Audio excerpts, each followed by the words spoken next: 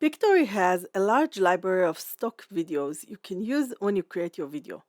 But what if you want to find a better video and you find it on another website? Well, you can upload the video. Let's see an example. I opened Pixabay, which is a website where you can download all different assets for free. So I opened the video stock in the menu and now you can search for any video you want. I will take this one, a short clip of less than 5 seconds. This is important. If you download a video that are more than 500 megabytes, you will not be able to upload them to Pictory. Now, after you download the video, go to the project in Pictory and click on Visuals. Find the My Uploads tab. Here you can find all of your uploads. Drag the video file you downloaded from Pixabay. When it is ready, just click on the right scene. Then click on the video. It will replace the video with the new one. If the video you uploaded has sound and you want to be muted, then look at the main scene editor. Here you can find all different tools. One of them is a setting. Click on it. If your video has sound, you will have the option to mute it by clicking here.